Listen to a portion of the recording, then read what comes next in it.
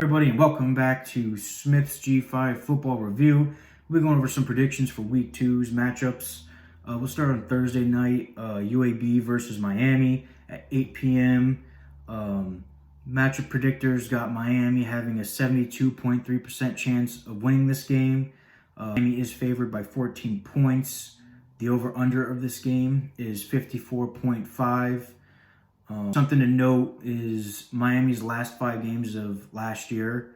2 of them were against G5 opponents, and they lost both of those games. Something to note right there.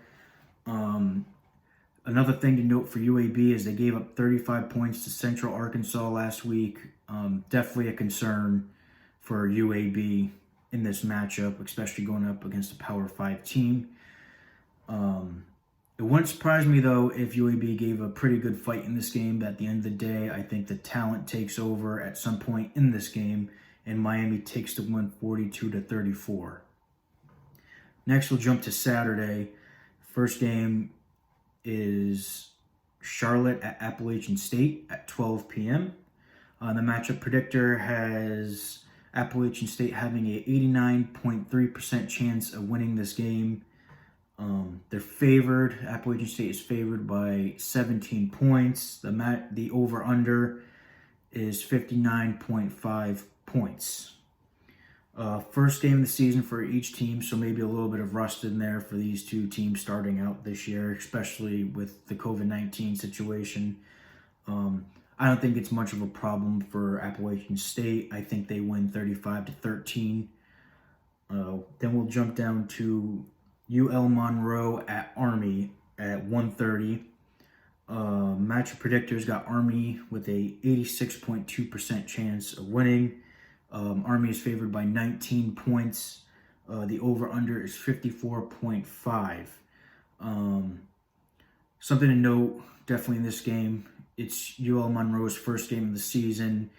They lost their defensive coordinator really close to the season. That's not a good sign, especially when your first game of the season against Army and an offense you don't see all the time, especially the way Army ran the ball last week against Middle Tennessee State.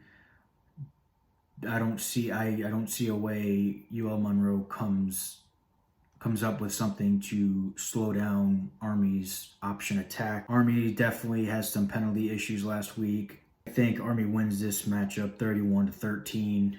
Not many issues. I think they score enough points. They chew a lot of clock.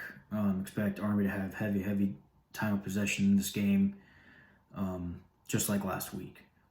Next, we'll move to Coastal Carolina at Kansas. Interesting matchup. Very interesting.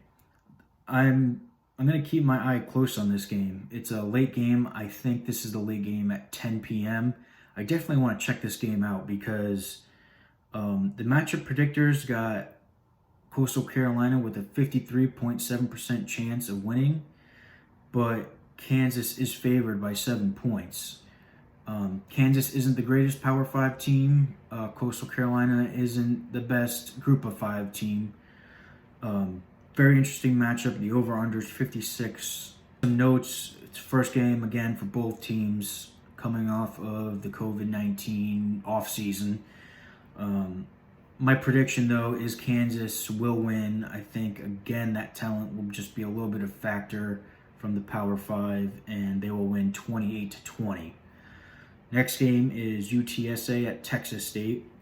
Matchup predictors got a 58.2% chance that UTSA wins the game, but Texas State ultimately is the favorite by 7.5. The over-under is 57. Last week, Texas State played SMU very well. I think with a few less mistakes, turnovers, and penalties, I think Texas State could have upset and won that game. Ultimately didn't, lost by a touchdown. Game of the season for UTSA. They'll be a little bit rusty, I believe. So I do think Texas State does win this game. I think they win 27-20. Next matchup will be Tulane and South Alabama. Another interesting matchup.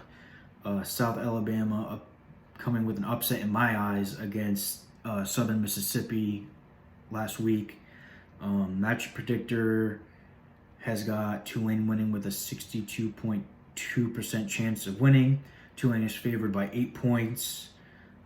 Tulane's first game of the season. I don't think that will be too much of a problem for Tulane. Their coach is really good and is usually always prepared. Like I said, note that South Alabama winning it last week. I think that makes this matchup a lot more interesting than it would be if they had lost that game. I do still think Tulane wins this game 38-28. And that wraps up the predictions for week 2.